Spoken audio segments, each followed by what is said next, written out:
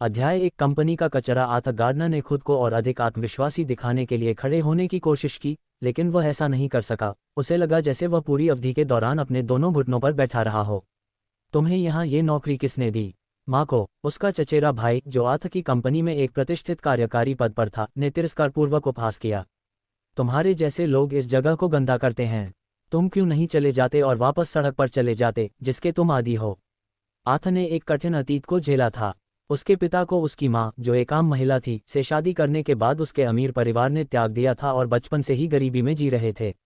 उनकी परिस्थितियों के तनाव ने आखिरकार उन पर भारी असर डाला और जब वह केवल 10 वर्ष का था तब उसकी माँ की मृत्यु हो गई। उसके पिता अपनी दिवंगत पत्नी के भारी चिकित्सा बिलों का भुगतान करने के लिए संघर्ष कर रहे थे, और उसके पिता के अच्छे दोस्त ने आखिरकार कुछ पैसे उधार देकर मदद की पेशकश की, यहाँ तक कि अपनी बेटी की सगाई आर्थर से करने की पेशकश भी की। उनके सर्वोत्तम प्रयासों के बावजूद आर्थर और उसके परिवार के जीवन में सुधार नहीं हुआ। उसके पिता ने जो कर्ज लिया था वह बहुत बड़ा था और आखिरकार जब आर्थर 15 साल का था उसके पिता का निधन हो गया। इससे उसे सड़कों पर कठोर जीवन जीने के लिए मजबूर होना पड़ा। 25 साल की उम्र तक वह जिंदा रहने के लिए संघर्ष करता रहा और अपमान सहता रहा। आखिरकार उसे एक प्रतिष्ठित कंपनी में नौकरी मिल गई, हालांकि यह केवल एक चौकीदार के रूप में थी। माको और 4 अन्य लोग आर्थर के चारों ओर खड़े थे, सभी उसे तिरस्कार से देख रहे थे। तुम बस आगे बढ़कर खुद को क्यों नहीं मार लेते और अपनी लाश को कुत्ते के भोजन के लिए दान क्यों नहीं कर देते? इत्मीनान से कदम बढ़ाते हुए माको ने घमंडी अंदाज में कहा। उसकी सहजता और शांति उसके समृद्ध पालन पोषण को दर्शाती थी। वह एक काफी अमीर परिवार से था। वास्तव में दोनों रिश्तेदार थे, लेकिन आर्थर और माको का जीवन पूरी तरह से अलग अलग स्तरों पर था। आर्थर ने माको की ओर देखा। मुझे ये नौकरी वैध तरीके से मिली है। मैंने इसके लिए आवेदन किया था और उन्हें लगा कि मैं इस भूमिका के लिए उपयुक्त हूँ। माको आर्थर के पास गया और उसे मजबूती से पीछे धकेल दिया। तुम्हें मुझसे इस तरह बात करने की अनुमति किसने दी, आर्थर? आर्थर के पास उसके साथ हो रहे क्रूर व्यवहार को सहने के अलावा कोई और विकल्प नहीं था। देश में नौकरी के अवसरों की कमी और किसी भी तरह के रोजगार की सख्त जरूरत के कारण भोजन पाना भी एक संघर्ष था। ऐसी दमनकारी परिस्थितियों के परिणामस्वरूप उसे मजबूर होना पड़ा। फिर भी आर्थर के दिल में माको और पूरे परिवार के प्रति गहरी नाराजगी थी, जिन्होंने आर्थर के परिवार को छोड़ दिया था और उसे कचरे की तरह त्याग दिया था। यहाँ तक कि जब उनके पिता का निधन हो गया तब भी उनमें से कोई नहीं आया। आर्थर, जैसा कि आप देख सकते हैं, मैं इस कंपनी में उच्च पद पर हूँ। मैं यहाँ के सर्वोच्च अधिकारियों में से एक हूँ और मेरे पास आपको कुछ भी करने की शक्ति है, जिसमें आपको अभी नौकरी से निकालना भी शामिल है। इसलिए मेरी अवज्ञा न करना आपके हित में है। मुझे दिखाएं कि आप वास्तव में यहाँ काम करना चाहते हैं। फिर उसने कमरे में मौजूद अन्य 4 लोगों को इशारा किया, जिससे वे आर्थर को पकड़ लें और उसे जमीन पर घुटने टेकने पर मजबूर करें। अचानक 2 हाथों ने आर्थर को पकड़ लिया और उसके पैरों पर लात मारी। उसने बेतहाशा संघर्ष किया, लेकिन 4 लोगों ने उसे दबा दिया। आखिरकार वे उसे काबू में करने में कामयाब हो गए और उसे जमीन पर पटक दिया, जिससे वह घुटने टेकने पर मजबूर हो गया। मेरे जूते के नीचे चाटो। दिखाओ कि तुम्हारे जैसा कुत्ता वास्तव में अपने मालिक की आज्ञा मानता है। माको ने अपना जूता आर्थर की दिशा में लहराया और वह सीधे उसके चेहरे पर लगा, लेकिन आर्थर बेसुध और स्थिर रहा। उसने आर्थर को तिरस्कार भरी नज़र से देखा और मजाक उड़ाया, बेकार इंसान, कुत्ता, जानवर। फिर वह आगे बढ़ा और आर्थर के पेट पर जोरदार लात मारी, जिससे वह दर्द से कराह उठा। आर्थर को पेट पर लात लगी, लेकिन बहुत से लोग नहीं जानते कि क्या यह उसके जीवन में झेले गए दुखों के कारण था। वह शारीरिक श्रम का आदी था, खासकर तब जब वह अपने साथियों द्वारा दुर्व्यवहार का भी आदी था, जिससे वह दूसरों के शारीरिक व्यवहार को झेलने में काफी सक्षम था। माको ने आर्थर के ठीक सामने फर्श पर थूका। आर्थर, मेरा थूक चाटो। मुझे पता है कि यह तुम्हारे लिए सम्मान की बात है न? मैंने अभी अभी 10,000 अमरीकी डॉलर का खाना खाया है। मुझे यकीन है कि मेरे थूक में अभी भी कुछ स्वाद बचा हुआ है। आर्थर के आसपास खड़े 4 अन्य लोग इस बात पर हंसे कि उसे इस तरह अपमानित किया जा रहा था। कचरे को वास्तव में कचरे की तरह ही समझा जाना चाहिए। हा, मास्टर, माँ को ऐसा लग रहा है कि वह आपका थूक चाटने में थोड़ा हिचकिचा रहा है। क्या हमें उसे थोड़ा धक्का देने की ज़रूरत है? हा। आर्थर जानता था कि माँ को उसे आसानी से चैन से जीने नहीं देगा। हालांकि वह इतना नीच नहीं था कि उसके सभी आदेशों का पालन कर सके। उसके लिए अपने शरीर पर लात खाना अभी भी उससे बेहतर था जो उसे अभी करने का आदेश दिया जा रहा था। आर्थर ने अपनी मुट्ठियां भींच लीं, उम्मीद करते हुए कि वह अपने साथ किए गए सभी व्यवहार का बदला ले सकता है, लेकिन निश्चित रूप से उसके पास ऐसा करने की कोई शक्ति नहीं थी। मुझे ऐसा करने के लिए कहने से बेहतर है कि तुम मुझे मारो, माको, आर्थर ने दृढ़ स्वर में कहा। उसके बाद माको और उसके आसपास के कुछ अन्य लोगों ने एक और लात मारी। उसके बाद कमरे का दरवाज़ा खुला और एक लड़की अंदर आई। वह लिंडा थी, आथ की मंगेतर, जिसकी सगाई तब हुई थी जब उसके माता पिता अभी भी जीवित थे। लिंडा एक अविश्वसनीय रूप से खूबसूरत लड़की थी। 175 सेमी 5.74 फीट लंबी, उसका शरीर अविश्वसनीय रूप से सेक्सी था। हल्के सुनहरे बाल, भरे हुए स्तन, चौड़े कूल्हे और बर्फ की तरह सफ़ेद रंग। उसकी सुंदरता निर्विवाद थी और जो भी उसे देखता था उसे पहली नज़र में ही प्यार हो जाता था। लिंडा, आथ लिंडा की ओर मुड़ा, लेकिन लड़की माको के पास चली गई और अपने हाथ उस आदमी की कमर पर रख दिए। फिर उसने अपना चेहरा माको के पास लाया और उसे चूमा। तुम क्या कर रहे हो? आथ ने आश्चर्य से पूछा। लिंडा ने कभी इस व्यवस्था के लिए सहमति नहीं दी थी और कुछ समय से इस पर परेशान थी। अपने माता पिता के निधन के बाद वह आखिरकार उनके समझौते के बोझ से मुक्त हो गई और वह आथ के बजाय माँ को एक अमीर आदमी के साथ संबंध बना सकती थी, जो गरीबी से त्रस्त एक सड़क पर रहने वाले लड़के से ज़्यादा कुछ नहीं था। आथ, तुम्हें पता होना चाहिए, मैंने कभी हमारी सगाई को स्वीकार नहीं किया और अब जब मेरे माता पिता चले गए हैं तो मैं इसे खत्म करने का फैसला कर सकती हूँ, लिंडा ने कहा, फिर माको को फिर से गले लगा लिया।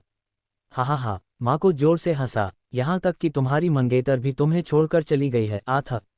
मुझे लगता है कि तुम अब इस दुनिया में रहने के लायक नहीं हो। लिंडा, आथ ने अपना चेहरा ऊपर उठाया। क्या तुम नहीं जानते कि माँ को एक प्लेबॉय है? वह सिर्फ अपनी दौलत का इस्तेमाल महिलाओं को आकर्षित करने और फिर उन्हें छोड़ने के लिए करता है। आथ, लिंडा ने कहा, बोलते समय उसका असंतोष उबल रहा था।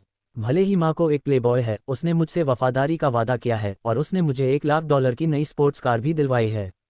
तुम मुझे क्या दे सकते हो? मुझे यकीन है कि माको के जूते अभी भी तुम्हारी जान से ज्यादा कीमती हैं। आखिरकार, मैं लिंडा के आलिंगन का अनुभव करने वाला पहला व्यक्ति हूँ, माको ने गर्व से लड़की की कमर पर हाथ रखते हुए कहा। देखो आथ, तुम्हारी पूर्व मंगेतर बहुत ही खूबसूरत है, तुम्हारी पहुंच से बहुत दूर। तुम उसका हाथ भी नहीं पकड़ सकते थे और न ही उसका दिल जीत सकते थे। क्या तुम कल्पना कर सकते हो कि मैं तुम्हारी ड्रीम गर्ल को गले लगाते हुए कितनी खुशी महसूस कर रहा हूँ? उसने मजाक करते हुए पूछा। आथ ने अपना चेहरा उठाया और लिंडा की ओर देखा। लिंडा, हमने अपने माता पिता की सहमति से सगाई की थी और हमने यह उनके द्वारा हमें दिए गए सम्मान के लिए किया था। तुम्हें ये सब आसानी से नष्ट नहीं करना चाहिए क्योंकि वे मर चुके हैं। आथ, ऐसा लगता है कि तुम बहुत ऊंचे सपने देख रहे हो। मैं तुम्हारे सपनों में भी तुम्हारी मंगेतर नहीं बनना चाहती। तुम्हें सड़कों पर वापस चले जाना चाहिए और कूड़े के साथ रहना चाहिए, क्योंकि यही तुम्हारी जिंदगी है। लिंडा ने अपने चेहरे पर घृणा के भाव के साथ उत्तर दिया, फिर भी उसने माको की छाती को प्यार से सहलाया। माको ने हंसते हुए आथ के कंधे पर थपथपाया। और मैं पुष्टि कर सकता हूँ कि आज यहाँ तुम्हारा आखिरी दिन है। आथ माको के कमरे से बाहर निकला, उसकी सारी उम्मीदें टूट गईं और उसे लगा कि पूरी दुनिया उसके खिलाफ है। वह अपनी एकमात्र नौकरी खो चुका था जो उसे आय प्रदान कर सकती थी और अब उसे सड़कों पर रहने के जीवन में वापस लौटना पड़ा, अपने गुजारे के लिए किसी तरह का रास्ता खोज रहा था। डिंग, अचानक उसके कान में एक अजीब सी भिनभिनाहट सुनाई दी। वह क्या था? आथ ने हैरान होकर पूछा। VIP system binding 10%, 30%, 80%, 100%। बाइंडिंग पूरी हो गई। फिर एक स्क्रीन जो केवल आथ देख सकता था उसकी आंखों के सामने प्रकट हुई। यह क्या है? आथ अपने सामने दिखाई देने वाली पारदर्शी स्क्रीन को देखकर भ्रमित हो गया। उसने स्क्रीन को छुआ, लेकिन उसका हाथ उसमें से गुजर गया। वह वस्तु बिल्कुल विज्ञान कथा कहानियों की तरह थी। लेकिन क्या यह असली है? मुझे ऐसी चीज कैसे मिली? होस्ट, आथ गार्डनर। शरीर 20 कमजोर, दिमाग 35 अच्छा। वीआईपी पॉइंट 0 कौशल। नए कौशल अनलॉक करने के लिए वीआईपी पॉइंट की आवश्यकता है। सिस्टम टिप्पणी, आपका शरीर अच्छा दिख सकता है, लेकिन इसे वह पोषण नहीं मिल रहा है जिसकी उसे जरूरत है। यही कारण है कि आप अपनी उम्र से ज्यादा बूढ़े दिखते हैं और आप अपने आप को अच्छा महसूस नहीं करते हैं। कुछ स्वादिष्ट और पौष्टिक भोजन का आनंद लें ताकि आप ज्यादा ऊर्जावान और संतुष्ट महसूस कर सकें और भी शानदार दिख सकें। वीआईपी सिस्टम में आपका स्वागत है, आथ गार्डनर। आपका मिशन एक बहुत प्रतिष्ठित व्यक्ति बनना, धन और प्रसिद्धि प्राप्त करना और अपनी मनचाही हर महिला को पाना है। सिस्टम आपको दुनिया में सबसे वीआईपी व्यक्ति बनने की अपनी यात्रा शुरू करने के लिए आवश्यक संसाधन प्रदान करेगा। क्या हुआ? आथ अभी भी उलझन में था कि क्या हो रहा था। उसके सामने शब्द दिखाई दे रहे थे और एक बहुत ही नर्म और शांत आवाज उसके कान में फुसफुसा रही थी। रुको, तुम कौन हो? तुम मेरे साथ क्या कर रहे हो? आथ ने हैरानी से पूछा। मैं वह सिस्टम हूँ जो आपसे जुड़ा हुआ है और जहाँ भी आप जाते हैं आपका अनुसरण करता है। जब तक आप नहीं मर जाते तब तक मुझे किसी और को नहीं दिया जाएगा और मैं आपको जीवन में जो कुछ भी चाहिए उसे पाने में मदद करूंगा। ये सिस्टम क्या है? आथ ने अचानक जानकारी के प्रवाह से हैरानी में पूछा। अब अपने फ़ोन के नोटिफिकेशन पर एक नज़र डालें। हाँ, आथ को उलझन महसूस हुई और फिर उसने अपने फ़ोन पर नोटिफिकेशन खोले। बैंक सेंट्रल वर्ल्ड X69 में समाप्त होने वाले आपके खाते का शेष $10 ट्रिलियन अमेरिकी डॉलर है। क्या? आथा चौंक गया जब उसने महसूस किया कि उसके खाते में शेष राशि आसमान छू गई थी। आथा कभी नहीं सोच सकता था कि उसके खाते में 10 ट्रिलियन अमेरिकी डॉलर थे। वह उन सभी चीज़ों के बारे में सोचकर अभिभूत था जिन्हें वह अब खरीद सकता था और इतनी बड़ी राशि से खरीद सकता था। रुको, क्या ये सच है? मैंने अपने वित्तीय विवरण को दोबारा जांचा है, कोई गलती नहीं होनी चाहिए, उसने आश्चर्यचकित होकर पूछा। यह मेरा खुद को पेश करने के तरीके के रूप में आपको बोनस है, होस्ट। मुझे आपका व्यक्तित्व पसंद है और मुझे यकीन है कि आप बहुत अच्छे होंगे। पैसे का इस्तेमाल अपनी इच्छानुसार करें। ठीक है, होस्ट, अच्छे काम करो और तुम्हें कौशल अंक मिलेंगे। वीआईपी अंकों के साथ आप जीवन में अपनी इच्छानुसार किसी भी कौशल को अपग्रेड कर सकते हैं। एक बार फिर बधाई, होस्ट। अध्याय 2, सपनों का प्याला। अरे सिस्टम, आथा ने चेंजिंग रूम की ओर जाते हुए पुकारा, क्या तुम मेरी बात सुन रहे हो? उसके पास अब उस जगह पर रहने का कोई बहाना नहीं था। उसने अभी अभी एक ऐसा सिस्टम हासिल किया था जो उसकी समझ से परे था और वह जल्दी से इसके बारे में सच्चाई जानना चाहता था। हाँ, होस्ट, जब भी आप पूछेंगे मैं जवाब दूंगा। मैं हमेशा तुम्हारे साथ रहूंगा और तुम्हारे प्रति वफादार रहूंगा। फिर से कहो, मैं ये सिस्टम क्यों प्राप्त कर पाया? ये बहुत अजीब और जादुई लगता है और कहानी में एक कल्पना की तरह है। आथा ने पूछा, अभी भी पूरी तरह से समझ नहीं पा रहा था कि उसके साथ क्या हो रहा था। वह जानता था कि यह कुछ असाधारण और असीम संभावनाओं से भरा हुआ था और उसने अपनी आंखों से देखा था कि उसके खाते की शेष राशि में भारी वृद्धि हुई थी। वास्तव में, मैंने जो कहा है उसके बारे में कोई संदेह नहीं हो सकता है। मैं गारंटी दे सकता हूं कि मैं पूरी तरह से तुम्हारा हूं। तुम्हें चिंता करने की ज़रूरत नहीं है, मैं तुम्हें शांति और संतोष से जीने में मदद करूंगा। आथा ने सिर हिलाया और तथ्यों को जानने के बाद राहत महसूस की। तो मैं आपके द्वारा बताए गए वीआईपी पॉइंट से क्या कर सकता हूं, सिस्टम? क्या मैं एक सुपर मजबूत व्यक्ति बन पाऊंगा? क्या यह इस सामान्य दुनिया के लिए बहुत ज़्यादा है? क्या मैं सुपरहीरो बनूंगा और अपराध से लड़ूंगा? उसने पूछा। होस्ट, सिस्टम में असीमित क्षमताएं हैं, लेकिन हम यहाँ जिन कौशलों की बात कर रहे हैं वे जीवन कौशल हैं जो सामान्य मनुष्यों के पास हो सकते हैं, जैसे गायन, ड्राइविंग और इसी तरह। आप ये सब तुरंत प्राप्त कर सकते हैं। यह एक विशेषाधिकार है जो केवल आपके पास है, मेज़बान। वीआईपी अंक प्राप्त करने के लिए आपको बस अच्छे काम करने की ज़रूरत है और सिस्टम आपको एक निश्चित पैमाने पर वीआईपी अंक देगा। तो मुझे वीआईपी अंक प्राप्त करने के लिए एक अच्छा काम करने की ज़रूरत है। ये किस तरह का अच्छा काम है? क्या मुझे अनाथालय को पैसे दान करने से वीआईपी अंक मिलेंगे? आथा सिस्टम को समझने की कोशिश कर रहा था क्योंकि अच्छे काम की व्याख्या काफ़ी भ्रामक थी। मेज़बान, आपको इस पर ज़्यादा सोचने की ज़रूरत नहीं है। बस अपनी यात्रा को अपना मार्गदर्शक बनने दें और अपने दिल की बात सुनें। आपको वह मिलेगा जो आप जीवन में खोज रहे हैं। अनाथालय को दान देने से आपको निश्चित रूप से वीआईपी अंक मिलेंगे, लेकिन आपको इसे कई बार करके इसका फ़ायदा नहीं उठाना चाहिए। आपके द्वारा किए जाने वाले अच्छे कार्य आपके हृदय से होने चाहिए। अपने उत्तर की पुष्टि करने के बाद आथा ने कार्यालय से सबसे पहले बाहर निकल गया, जबकि बाकी सभी अभी भी काम कर रहे थे। कोई उसकी ओर दौड़ा, जिसे उसने अपने कार्यालय में अपने वरिष्ठ अधिकारी मी जॉन के रूप में पहचाना। मी जॉन ने कहा, आथा, एक मिनट रुको। अरे बच्चे, जॉन ने कहा, एक मोटे शरीर के साथ, कार्यालय में सफाई सेवा के मालिक, तुम इस समय कहाँ जा रहे हो? क्या तुम अब ये नौकरी नहीं चाहते? क्या तुम्हें लगता है कि यह कार्यालय तुम्हारे माता पिता की संपत्ति है और तुम जब चाहो आ जा सकते हो? यदि तुम अभी भी जाने का इरादा रखते हो तो मुझे तुम्हें नौकरी से निकालना होगा और तुम्हें सड़कों पर लौटना होगा। ये सब तुम्हारे ऊपर है। तुम्हें विच्छेद भत्ते के लिए एक पैसा भी नहीं मिलेगा। बच्चे, यहाँ से अभी निकल जाओ। तुम कुछ नहीं बल्कि कचरा हो। मी जॉन ने उससे कहा, मेरे प्रति तुम्हारी सारी दयालुता के लिए धन्यवाद मी जॉन। मुझे आशा है कि तुम्हें इसका पछतावा नहीं होगा, आथा ने उत्तर दिया, फिर दूसरी नज़र डाले बिना दूर चला गया। आथा के जाते समय कई लोगों ने बड़बड़ाते हुए कहा, वह युवक भूखा मरने वाला है और उसकी कहानी कुछ दिनों में टीवी पर प्रसारित की जाएगी। उसके पास इतना पैसा नहीं होगा कि वह घर किराए पर ले सके या खाना खरीद सके। खासकर सर्दियों में उसके जैसा कुपोषित व्यक्ति ठंडी रातों में नहीं जी पाएगा। मुझे उम्मीद है कि उसकी लाश सड़कों पर चूहों द्वारा खा ली जाएगी, उन्होंने कहा। आथा तुरंत ऊंची ब्राउन कॉर्पोरेशन बिल्डिंग से भाग गया। वह उन चीज़ों को परखने के लिए इंतजार नहीं कर सकता था जो उसने अभी अभी खरीदी थीं।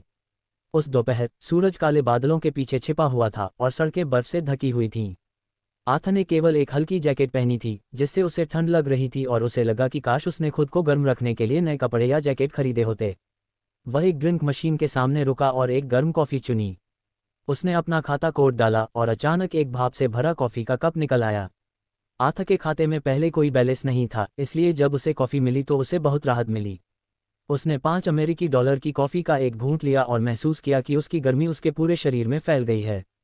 एक कप कॉफ़ी के लिए $5। मैंने पहले कभी इसके बारे में सपने में भी नहीं सोचा था। लेकिन इसका स्वाद थोड़ा अजीब है। क्या ऐसा इसलिए है क्योंकि मुझे महंगे पेय पदार्थों की आदत नहीं है? साउथलेक, वह शहर जहां वह रहता था, बहुत विकसित था, बड़ी कंपनियों, आलीशान जगहों और आलीशान मनोरंजन स्थलों से भरा हुआ था। नतीजतन, अगर कोई बिना नौकरी के होता तो वह सड़कों पर आ जाता। हालांकि आर्थ के पास जो पैसा था, उससे उसे लगा कि वह कुछ भी पा सकता है। $10 ट्रिलियन, मुझे यकीन नहीं हो रहा। इतना पैसा अब मेरे खाते में है। मैं जो चाहूं खरीद सकता हूं, एक घर, एक कार, कुछ अच्छा खाना। एक पल सोचने के बाद उसने शहर के सबसे शानदार रेस्तरां में जाने का फैसला किया, बस कुछ ही मिनटों की दूरी पर। 30 मंजिला इमारत थी और बाहर कई फैंसी कारें खड़ी थीं। जैसे ही आर्थ प्रवेश द्वार के पास पहुंचा, काले कपड़े पहने एक सुरक्षा गार्ड ने उसे रोक दिया। अरे भिखारी, क्या तुम जानते हो कि यह किस तरह की जगह है? क्या तुम्हें लगता है कि तुम यहाँ के हो? गार्ड ने अपने फटे पुराने कपड़ों और थके हुए चेहरे से उसे नीचा देखा। उसे डर था कि अगर उसने इस व्यक्ति को बहुत लंबे समय तक रहने दिया तो उसका मालिक नाराज हो जाएगा, इसलिए उसे अपनी नौकरी से हाथ धोना पड़ेगा। यहाँ से जल्दी निकल जाओ। इस जगह पर भिखारियों का स्वागत नहीं है। सर, क्या पैसे वाले लोग यहाँ नहीं आते? मुझे लगता है कि मेरे पास रहने का एक कारण है। शायद आपको उनसे छुटकारा पाने की कोशिश करने से पहले ये जांच कर लेनी चाहिए थी कि आप किससे बात कर रहे हैं। आर्थ पहले से ही काफ़ी ठंडा था और रेस्तरां में जाना चाहता था। उसने इसके कई आरामों के बारे में सुना था, जैसे गर्म स्नान और महान जैसी सेवाएं। वह इसे खुद अनुभव करने के लिए उत्सुक था। गोल्डन पार्क रेस्तरां अपने बेहतरीन व्यंजनों और सेवा के लिए प्रसिद्ध था और प्रसिद्ध 7 सितारा गोल्डन चैम्बर होटल से जुड़ा हुआ था। दोनों प्रतिष्ठान साउथलेक सिटी के सबसे प्रभावशाली व्यक्तियों में से एक के स्वामित्व में थे। गार्ड ने एक काला डंडा निकाला और आर्थ के शरीर को दूर धकेल दिया, क्योंकि वह भिखारी की बदबू के कारण उसे छूना नहीं चाहता था। यदि आप जल्दी नहीं जाते हैं तो मुझे बल का सहारा लेना होगा और आपको गाली देनी होगी। यहाँ आपकी 2 मिनट की उपस्थिति भी इस रेस्तरां की प्रतिष्ठा को धूमिल कर सकती है और मैं ऐसा नहीं होने दे सकता। आर्थ ने गार्ड के चेहरे को सख्ती से देखा। मेरे पास पैसा है और मैं इस जगह पर कुछ भी खरीद सकता हूँ। किसी किताब को उसके कवर से मत आंकिए। आपको मुझे कम आंकने का पछतावा होगा। गार्ड आर्थ जैसे लोगों से मिलने का आदी था जो बहुत महत्वाकांक्षी भिखारी थे। उन्हें लगता था कि वे अमीर हैं।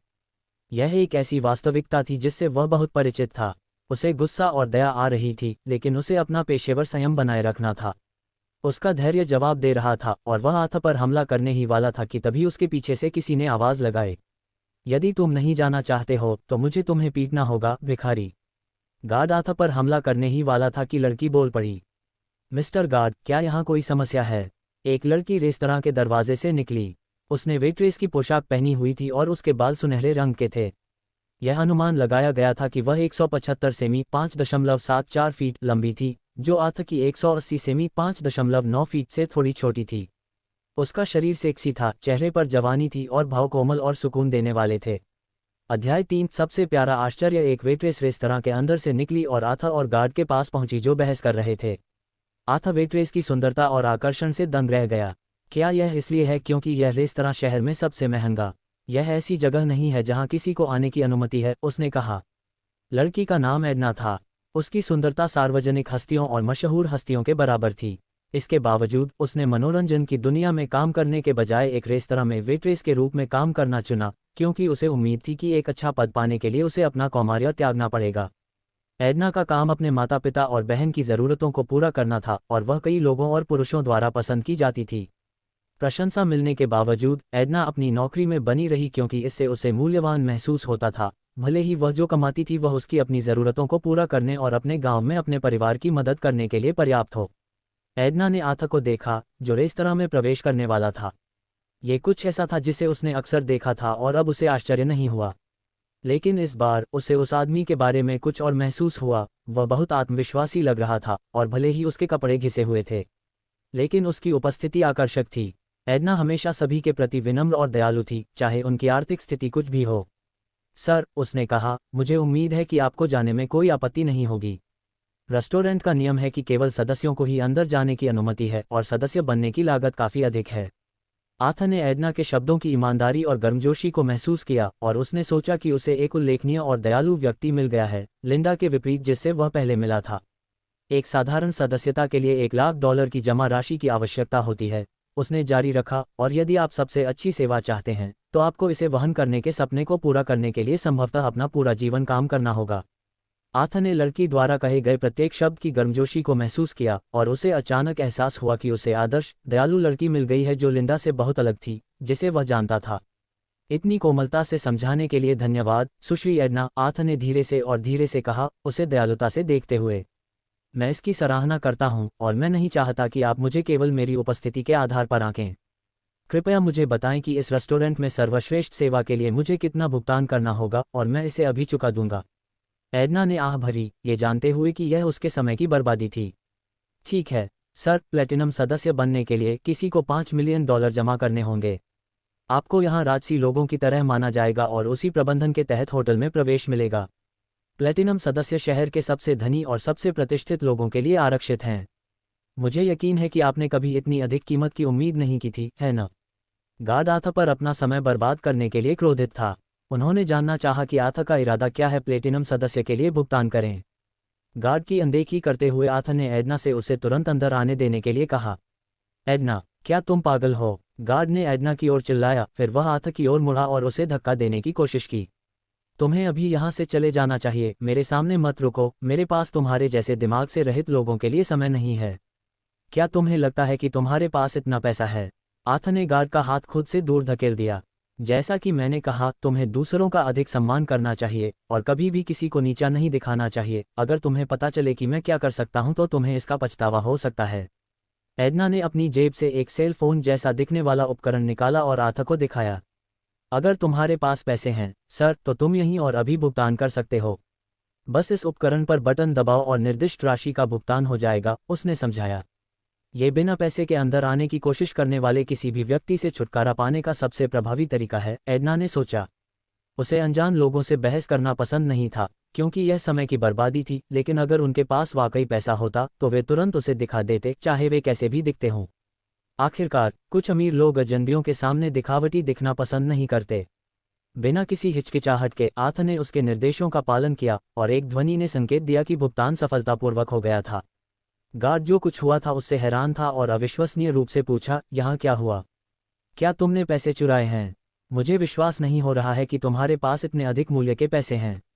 प्लेटिनम सदस्य होना वास्तव में एक बहुत ही उच्च दर्जा था। आमतौर पर केवल उन लोगों के लिए आरक्षित होता है जो अपने पैसे को फेंकने के शौकीन होते हैं, क्योंकि उनके पास पहले से ही बहुत अधिक है। बहुत कम लोग योग्य थे, और अब कोई भी व्यक्ति जो भिखारी जैसा दिखता है वह वास्तव में सभी कॉपीराइट नोव एल ड्रॉमा और ग्राहकों के बीच उच्चतम स्थान तक पहुंच खरीद सकता है। एडना एक ही समय में हैरान और चकित दोनों थी। उसके दिल में एक अंदेशा था कि उसके सामने खड़ा आदमी अमीर है, लेकिन उसे उम्मीद नहीं थी कि यह सच होगा। आर्थर के पास प्लेटिनम सदस्य बनने और आवश्यक राशि जमा करने के लिए पर्याप्त पैसा था। एडना ने आर्थर को गर्मजोशी से देखा। उसके संदेह की पुष्टि हुई। वह आदमी वास्तव में बहुत अमीर था, लेकिन अपनी पहचान छिपाने की कोशिश कर रहा था। हमारी पिछली अशिष्टता के लिए क्षमा करें, एडना ने सिर झुकाकर माफ़ी मांगी। मुझे पूरी उम्मीद है कि आप हमें माफ़ कर देंगे और मुझे इस रेस्तरां के वीआईपी कमरे में ले जाने की अनुमति देंगे। आर्थर ने उसका प्रस्ताव स्वीकार कर लिया और वे दोनों सीधे उस जगह की सबसे शानदार लिफ्ट में चले गए।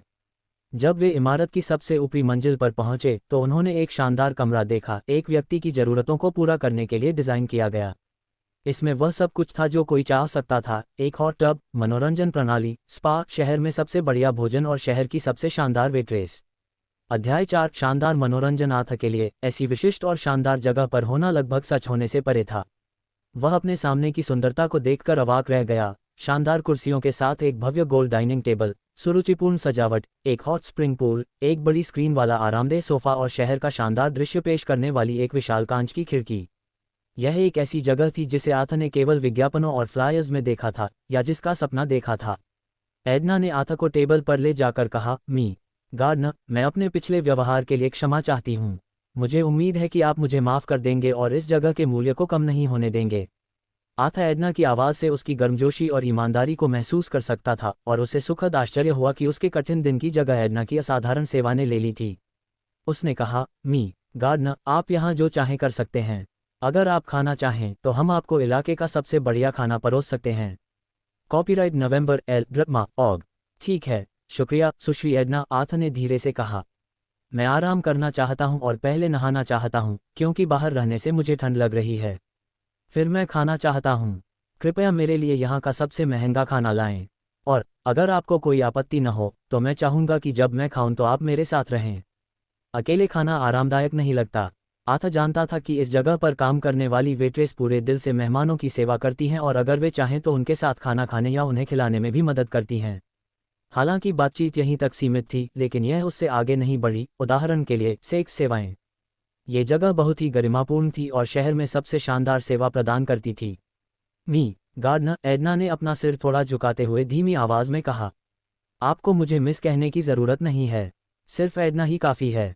बेशक, मैं आपकी सेवा करके और आपके खाने के दौरान आपके साथ रहकर खुश रहूंगी। मैं आपके लिए कुछ गर्म कपड़े तैयार करने में भी मदद कर सकती हूँ और अगर आप चाहें तो मैं आपकी पीठ धोने में भी मदद कर सकती हूँ। गर्म पानी के झरनों में नहाते समय ग्राहकों की पीठ रगड़ना कुछ ऐसा था जो एडना ने पहले कभी नहीं किया था। हालांकि आमतौर पर रेस्टोरेंट मैनेजर द्वारा ऐसा तब किया जाता था जब कोई बहुत उच्च दर्जे का मेहमान होता था, लेकिन एडना आथा के लिए ऐसा करने को तैयार थी क्योंकि उसे उस पर शक करने के लिए शर्म और अपराधबोध महसूस होता था। उसे ये भी यकीन था कि मैनेजर उसे ऐसा करने के लिए मजबूर करेगा या मेहमानों के साथ नहाने के लिए भी साथ ले जाएगा। एडना को यकीन नहीं था कि कैसे मना करे। यह महसूस करते हुए कि आथा अकेले आया है, एडना ने सोचा कि उसे साथ चलने, खाने या अन्य काम करने के लिए किसी मित्र की आवश्यकता होगी।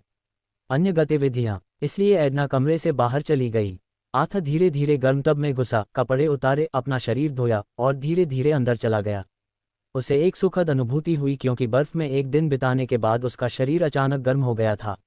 आथा ने अपनी आंखें बंद कर लीं और उसके अंदर खुशी की भावना भर गई, कुछ ऐसा जो उसने पहले कभी महसूस नहीं किया था। उसकी खुरदरी त्वचा नर्म हो गई और उसके शरीर पर जमी धूल धुल गई। पूल के अंत में साबुन के लिए हाथ बढ़ाकर उसने इसे अपने शरीर पर रगड़ा और इसकी कोमलता में एक ऐसी विलासिता प्रकट हुई जिसका रईस आदि था। उसे इस नए जीवन के तरीके से परिचय के रूप में $10 ट्रिलियन का आशीर्वाद मिला था और यह एक ऐसा एहसास था जिसका वह जानता था कि वह लंबे समय तक आनंद लेने वाला था। बस सोचो, इसके बाद मुझे और क्या मिल सकता है। मैं जो चाहूं कर सकूंगी और दौलत, शोहरत और यहाँ तक कि अपनी पसंद की औरतें भी पा सकूंगी, सब अपनी पसंद के हिसाब से। मुझे एक ऐसी औरत मिलेगी जो मेरी सच्ची कदर करेगी और जिसका दिल अच्छा होगा। मुझे फिर कभी किसी के द्वारा नीची नज़र से देखे जाने की चिंता नहीं करनी पड़ेगी। इस बार मैं बिल्कुल वैसी ही इंसान बनूंगी जैसी मैं बनना चाहती हूँ। कुछ समय बाद एडना कपड़े बदल कर लौटी। उसने सफ़ेद कपड़े पहने हुए थे और आथा के लिए कुछ गर्म कपड़े और तौलिए लाई थी। उसके पीछे धीरे से झुकते हुए एडना ने कोमल आवाज़ में पूछा, मी गार्डनर, क्या आप चाहेंगे कि मैं आपकी पीठ की मालिश करूं? ये पहली बार था जब एडना ने किसी मेहमान को खुलेआम ऐसी सेवा की पेशकश की थी, क्योंकि भले ही कई पुरुष उसकी ओर आकर्षित थे, लेकिन वह ऐसी नहीं थी जो उनके साथ अंतरंग होने की आदी थी और कभी किसी रिश्ते में नहीं रही थी। वह एक ऐसी महिला थी जिसने वास्तव में अपनी गरिमा बनाए रखी और वास्तव में एक ऐसी शख्सियत थी जो कई पुरुषों द्वारा प्रशंसा की हकदार थी। एडना को मेहमानों ने बार बार आलीशान जीवन और पैसे की पेशकश की थी, लेकिन उसने उन सभी को अस्वीकार कर दिया था। वह एक ऐसे आदमी को ढूंढना चाहती थी जो महिलाओं का वास्तव में सम्मान करता हो और उन्हें केवल यौन वस्तु के रूप में न देखे। आथा ने पीछे मुड़कर एडना को देखा, उसका चेहरा लाल हो गया था क्योंकि वह उसे देख रही थी। फिर लड़की ने एक पल के लिए अपनी नज़रें हटा लीं। अरे एडना, कोई ज़रूरत नहीं है। क्या तुम मेरे लिए बस कपड़े बदल सकती हो और फिर कुछ खाना बना सकती हो? मैं खाना खत्म करके थोड़ी देर में खा लूँगी। मुझे बहुत भूख लगी है। क्या तुम मेरे साथ बैठकर खाना खाओगी, बस मेरा साथ देने के लिए? एडना ने आथा को देखा, उसके जवाब से हैरान। उसकी सुंदरता और शारीरिक बनावट लगभग अतुलनीय थी। कोई भी आदमी उसकी उपस्थिति से मोहित हो सकता था। पीठ की मालिश करने या यहाँ तक कि उसका हाथ छूने के लिए कहना तो दूर की बात है। एडना खुद से बहुत प्रभावित नहीं थी, लेकिन उसकी सुंदरता बस अतुलनीय थी, भले ही वह सिर्फ एक वेट्रेस थी। लेकिन उसके सामने वाले आदमी ने उसके प्रस्ताव को अस्वीकार कर दिया था और उसे केवल बातचीत के लिए अपने साथ आने के लिए कहा था। क्या वह वास्तव में उन अधिकांश अमीर पुरुषों से अलग था जिनसे वह पहले मिली थी? अंदर ही अंदर एडना को आथा के लिए अधिक प्रशंसा महसूस हुई। ऐसा लग रहा था कि वह एक अमीर आदमी था जिसका दिल बड़ा था और जो सम्मान की भावना रखता था। कुछ मिनटों के बाद सुरुचिपूर्ण काले परिधान पहने 10 महिला वेट्रेस कमरे में आईं। आथा उनकी सुंदरता की प्रशंसा किए बिना नहीं रह सका। उन सभी में से एडना अपने आकर्षण के साथ अलग दिख रही थी। वह ऐसी लग रही थी मानो वह स्वर्ग से उतरी हो, एक शांतिपूर्ण आभा बिखेर रही हो। उसे उसके पास होने मात्र से ही संतुष्टि महसूस हुई। वेट्रेस ने कमरे के बीच में गोल मेज पर खाना परोसा। अध्याय 5 बेचैन मन। आथा फिर गर्म पूल से बाहर निकला और गर्म कपड़े पहने। जैसे ही वह कुर्सी पर बैठा, उसकी आंखें चमक उठीं क्योंकि भोजन की सुगंध ने उसके स्वाद कलियों को ललचा दिया। एडना ने उसे भोजन के लिए स्वागत किया और अन्य वेट्रेस तुरंत कमरे से बाहर चली गईं। एडना, तुम यहाँ रह सकती हो और मेरे साथ खाना खा सकती हो, आथ ने धीरे से कहा। लेकिन एडना ने सिर्फ एक बार अपना सिर झुकाया। मुझे माफ़ करें, मी गार्डनर, लेकिन मुझे लगता है कि मैं आपके साथ इस डाइनिंग टेबल पर बैठने के लायक नहीं हूँ। अगर आप चाहें तो मैं आपको खाना खिलाने में मदद कर सकती हूँ, लेकिन मुझे नहीं लगता कि आपके साथ एक ही टेबल पर खाना खाना मेरे लिए सही है। ठीक है, कोई बात नहीं। मुझे बात करने के लिए एक साथी की ज़रूरत है और अगर आप मेरे साथ ऐसा करते हैं तो मुझे कोई आपत्ति नहीं है। रेस्तरां के मैनेजर बॉब ने एक ऐसे मेहमान के बारे में सुना जो भिखारी जैसी शक्ल के बावजूद प्लेटिनम मेंबरशिप खरीदने आया था। उसे ये भी पता था कि एडना ने पहले भी उसके साथ अपमानजनक व्यवहार किया था। क्या आप कह रहे हैं कि उसने प्लेटिनम मेंबरशिप खरीदी थी? क्या तुम मजाक कर रहे हो? बॉब ने पूछा। फिर उसने उस कार्ड की पहचान जांची जिसका इस्तेमाल मेहमान आथ ने किया था और पाया कि कार्ड पर उसका नाम बिल्कुल वैसा ही था। धोखाधड़ी का कोई संकेत नहीं था। क्या बकवास है, आथ गार्डनर। मैंने पहले कभी इस नाम के बारे में नहीं सुना, लेकिन उसने वाकई इसके लिए पैसे दिए। टीएस, बिल्कुल अप्रत्याशित। क्या वह कोई अमीर लड़का है जो जानबूझकर अपनी पहचान छिपा रहा है? बॉब, एक 40 वर्षीय व्यक्ति, अमीर था। रेस्तरां में प्रबंधक के रूप में उसकी नौकरी उसे बहुत अधिक वेतन देती थी। लेकिन एक चीज़ थी जो उसे किसी भी चीज़ से ज़्यादा चाहिए थी, एडना के शरीर को छूना, एक वेट्रेस जिसने उसके साथ सोने के प्रस्ताव को बेरहमी से ठुकरा दिया था। बॉब को उससे रंजिश थी और वह चाहता था कि उसे इसके लिए पीड़ा हो। उसने रिपोर्ट सुनी थी कि एडना ने एक आदमी के साथ अपमानजनक व्यवहार किया था, यहाँ तक कि उसने गर्म पानी से नहाते समय उसकी पीठ को सहलाने से भी मना कर दिया था और अशिष्टता से उसके साथ एक ही डाइनिंग टेबल पर बैठी थी और उसके साथ खाना खाया था। बॉब गुस्से से आग बबूला था। वह चाहता था कि एडना को नौकरी से निकाले जाने की शर्मिंदगी सहनी पड़े क्योंकि उसने लगातार उसके साथ सोने से इनकार कर दिया था। बॉब ने वीआईपी कमरे का दरवाज़ा खटखटाया जहां आथ गार्डनर भोजन कर रहे थे और एडना को मुस्कुराते हुए बैठे हुए अतिथि के साथ सहजता से बातचीत करते हुए देखकर चौंक गए। उन्होंने कहा, क्या कुतिया है? बॉब आथ के पास गया जो एडना के साथ भोजन कर रहा था और उसके दिल में तुरंत संदेह उमड़ पड़ा। बॉब देख सकता था कि आथ एक अमीर व्यक्ति की तरह नहीं दिखता था, वह वास्तव में एक बेघर व्यक्ति की तरह दिखता था, यहाँ तक कि उसके बाहरी रूप से भी। बॉब ने खुद से सोचा कि आथ कुछ छिपा रहा होगा, या शायद उसने प्लेटिनम सदस्यता तक पहुंच खरीदने के लिए पैसे बचाए होंगे। एडना रॉस, बॉब ने कठोरता से कहा, आथ के खाने में कटौती करते हुए, क्या आपके पास एक ही खाने की मेज पर मेहमानों के साथ खाने का कोई शिष्टाचार नहीं है? आपने एक विशेष अतिथि के साथ भी बहुत अपमानजनक व्यवहार किया है। मुझे डर है कि आपने सीमा पार कर ली है और मुझे आपको तुरंत इस नौकरी से हटा देना चाहिए। एडना को झटका लगा और वह जल्दी से उठकर बॉब के पास चली गई। बॉब, मुझे खेद है, मैं बस वही कर रही थी जो मुझे बताया गया था और गार्डनर ने खुद मुझे खाने के लिए अपने साथ चलने के लिए कहा था। मैंने कुछ भी गलत नहीं किया, मैंने बस इस जगह की मानक संचालन प्रक्रियाओं का पालन किया। आप गार्डनर से पूछ सकते हैं और वे आपके लिए इसकी पुष्टि कर सकते हैं। बॉब बहुत गुस्से में था और वह अब अपने शब्दों को रोक नहीं सका। तुम बेकार औरत हो, तुम सिर्फ पुरुषों से पैसे ऐंठने के लिए बाहर रहती हो, तब भी जब तुम्हें काम पर होना चाहिए।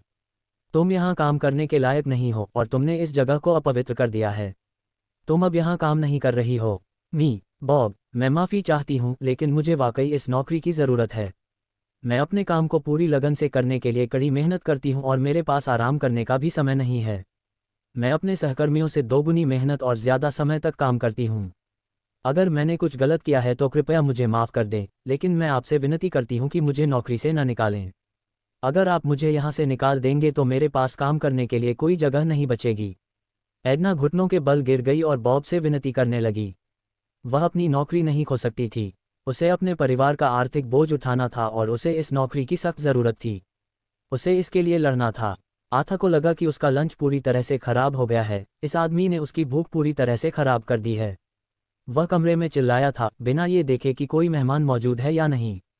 अपनी सीट से उठते हुए आथा ने बॉब का सामना किया। मैनेजर, उसने शुरू किया, क्या आपसे मेरा लंच खराब न करने के लिए कहना बहुत ज़्यादा होता? और मुझे नहीं लगता कि मिस एडना ने ऐसा कुछ किया है जिसके लिए आपने उन पर आरोप लगाए हैं। तुम्हें उसके साथ ऐसा व्यवहार नहीं करना चाहिए। बॉब ने आथा को एडना को बेदखल करने से रोकने की कोशिश करते देखा, लेकिन उस पल उसे अचानक लगा कि आथा के पास धन के कोई लक्षण नहीं दिख रहे हैं। आथा उसके सामने जरा भी शालीन नहीं दिख रहा था और इस बार बॉब का ये विश्वास बढ़ रहा था कि वह सिर्फ एक धोखेबाज है। शायद बॉब के लिए बेहतर होगा कि वह दोनों को वहां से बाहर निकाल दे और शहर के सबसे मशहूर रेस्तरां में घोटाले को उजागर करने के लिए पदोन्नति प्राप्त करे। मुझे गार्डनर का नाम इस शहर में प्रभावशाली व्यक्ति के रूप में याद नहीं है। मुझे बताओ, क्या मैं सही कह रहा हूँ कि तुम सिर्फ एक ठग हो और सिर्फ इस महिला का फ़ायदा उठाने की कोशिश कर रहे हो? बॉब ने सख्ती से कहा। मुझे गार्डनर का नाम इस शहर में प्रभावशाली व्यक्ति के रूप में याद नहीं है। बॉब ने सख्ती से कहा। तुम मुझ पर धोखाधड़ी का आरोप कैसे लगा सकते हो जब मैंने अपने पैसे से इस जगह तक पहुंचने के लिए भुगतान किया है? तुम दिखा सकते हो कि मेरे पैसे का इस्तेमाल किया गया था, और मुझे यकीन है कि तुम्हें मेरी ओर से धोखाधड़ी का कोई सबूत नहीं मिलेगा, आर्थर ने दृढ़ता से कहा। इसके अलावा आर्थर ने कहा, मैं इस रेस्टोरेंट से सुश्री एडना को अपना निजी सहायक बना लूंगा और उसे $1 मिलियन का भुगतान करूंगा। वह मेरे द्वारा विशेष रूप से नियोजित होगी और मैं वास्तव में इसकी सराहना करूंगा यदि आप मुझे परेशान करना बंद कर दें, श्री प्रबंधक। क्या आप कृपया अपने बॉस से कह सकते हैं कि वह मुझे रेस्टोरेंट के सभी शेयर बेच दे? अध्याय 6, एक आदर्श फिट। क्या तुम मजाक कर रहे हो? बॉब ने अविश्वास में पूछा। तुम ये जगह खरीदना चाहते हो? क्या तुम्हें सच में लगता है कि यह ऐसी चीज़ है जिसे तुम मौके पर ही खरीद सकते हो? अगर यह उपलब्ध भी हो तो क्या तुम्हारे पास इसे खरीदने के लिए संसाधन हैं? क्या तुम पूरी तरह से पागल हो? बॉब को यकीन था कि उसके सामने वाला व्यक्ति एक धोखेबाज था। उसे लगा कि इस संपत्ति को खरीदना अब तक का सबसे बेतुका विचार था। रेस्टोरेंट एक 7 सितारा होटल से जुड़ा हुआ था, जो शहर का एकमात्र होटल था और अपनी फिजूल खर्ची और महंगेपन के लिए प्रसिद्ध था। देश और दुनिया भर से पर्यटक इस शहर में केवल शानदार होटल की सेवाओं का आनंद लेने के लिए आते थे। तुम्हें बस अपने बॉस को मेरा संदेश बताना है, आर्थर ने दृढ़ता से कहा। उसका गुस्सा बढ़ रहा था। उसे समझाओ कि मैं इस रेस्तरां और इसके साथ जुड़े होटल को खरीदने के बारे में गंभीर हूँ। अपनी कीमत बताओ। आर्थर की नज़र उस जगह पर थी। वह शहर के सबसे शानदार स्थान पर रहना चाहता था। उसने सोचा कि दोनों प्रतिष्ठानों को खरीदना सबसे अच्छा निर्णय था, क्योंकि उसके पास एक ही होटल के 2 से 10 खरीदने के लिए पर्याप्त पैसा था। आखिरकार उसके पास अभी भी बहुत सारा पैसा बचा हुआ था। अगर तुम अपनी शेखी बघारने में मेरा समय बर्बाद करोगे तो मैं तुम्हें मार डालूंगा, बॉब ने चेतावनी दी। क्या आप सचमुच सोचते हैं कि मैं कॉपीराइट नवंबर एल ड्रमा ऑग हूँ? क्या कोई ऐसा व्यक्ति है जिसके साथ खिलवाड़ किया जा सके? मैं इस जगह पर बहुत ताकत रखता हूँ, और अगर मैं चाहता तो तुम्हें अभी बाहर निकाल सकता था। वह अपनी इस इच्छा पर अडिग रहा कि उसके सामने वाला आदमी उसका फ़ायदा न उठाए। आर्थर फिर एडना की ओर मुड़ा।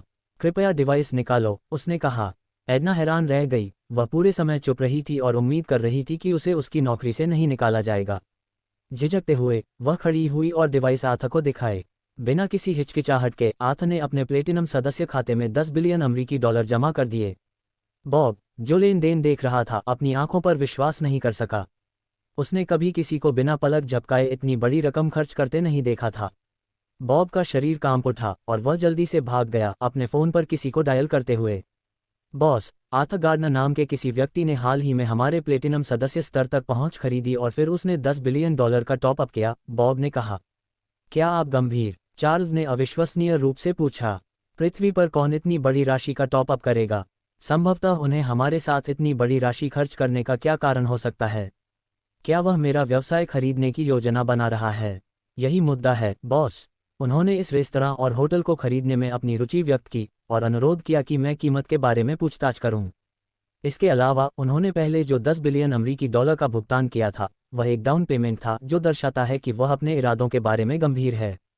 साउथ लेक सिटी के सबसे प्रभावशाली व्यक्तियों में से एक चार्ल्स को यह खबर मिली कि आर्थर गार्डनर नामक किसी व्यक्ति ने प्लेटिनम सदस्यता खरीदी है और अपने रेस्तरां और होटल में $10 बिलियन का टॉप अप किया है। चार्ल्स शहर और देश भर में अपने धनी परिचितों के व्यापक नेटवर्क के लिए प्रसिद्ध थे।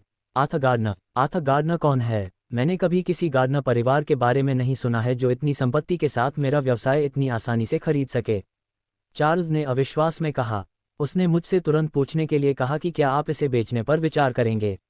उन्होंने कहा कि आप जो भी रकम मांगेंगे वह बिना किसी हिचकिचाहट के चुका देंगे, फ़ोन पर व्यक्ति ने जवाब दिया। यह अविश्वसनीय है। मैं इस प्रस्ताव में दिलचस्पी रखता हूँ। मैंने इस व्यवसाय के माध्यम से पहले ही काफ़ी पैसा कमाया है और मैं एक नया व्यवसाय शुरू करने की योजना बना रहा हूँ। मैं अन्य शेयरधारकों से परामर्श करूंगा और आपको जल्द ही बताऊंगा कि मैं क्या कीमत पेश करूंगा। कृपया उस व्यक्ति को सबसे अच्छी सेवा प्रदान करें और उसे मेरा सम्मान दें। उस आदमी की पहचान अभी भी एक रहस्य है, हालांकि अगर उसके पास वास्तव में इतनी संपत्ति है तो वह एक प्रसिद्ध परिवार से होगा, चार्ल्स ने कहा। बॉब कांप रहा था और डर रहा था जब चार्ल्स, उसके बॉस, ने आर्थर के प्रस्ताव पर गंभीरता से विचार किया। उसे लगा कि उसने उस आदमी के सामने बहुत कुछ कर दिया है और उसे आश्चर्य हुआ कि क्या उसके पास अभी भी माफ़ी मांगने का मौका है। कुछ मिनट बाद चार्ल्स ने बॉब को फिर से बुलाया। ठीक है बॉब, उसने कहा, सभी शेयरधारक 100% व्यवसाय बेचने के लिए सहमत हैं और हमने 30 बिलियन अमेरिकी डॉलर की कीमत तय की है। लेकिन अगर वह बोली लगाता है तो हम सबसे कम 25 बिलियन अमेरिकी डॉलर स्वीकार करेंगे। इससे कम कुछ भी और हम बाहर हो जाएंगे। और उसे पहले से भुगतान किए गए पैसे वापस लेने की अनुमति देने के बारे में भी मत सोचो। एडना कांप रही थी और उसका चेहरा सफ़ेद पड़ गया था। सोफे पर बैठ जाओ, आथ ने उसे आश्वस्त करने की कोशिश करते हुए कहा कि उसे जो खोया है उससे भी बेहतर कुछ मिलेगा। मी गार्डनर, एडना ने कहा, उसकी नज़रें तनावग्रस्त थीं। क्या ये सच है जो तुमने अभी कहा?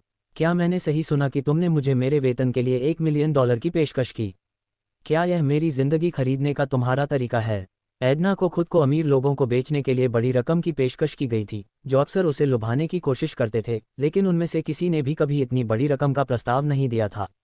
हालांकि पैसा उसकी प्रेरणा नहीं थी, वह भाग्य शिकारी नहीं थी और अपने पैसे कमाने के लिए प्रयास करने के लिए तैयार थी। वह बस इतना चाहती थी कि वह अपना शरीर उस आदमी को दे दे जिसे वह महसूस करती थी कि वह वास्तव में उसके स्नेह का हकदार है। एडना के कथन पर आथा दिल खोलकर हंसा। क्या तुम सच में सोचती हो कि सभी पुरुष एक ही इच्छाओं से प्रेरित होते हैं? एडना, मैं अपने शब्दों में ईमानदार हूं, मैं तुम्हारा जीवन खरीदने की कोशिश नहीं कर रहा हूं। मैं केवल ये सुझाव दे रहा हूं कि तुम मेरी निजी सहायक बन जाओ और मेरे विभिन्न कार्यों में मेरी सहायता करो और बदले में मैं तुम्हें एक बड़ी राशि का मुआवजा दूंगा।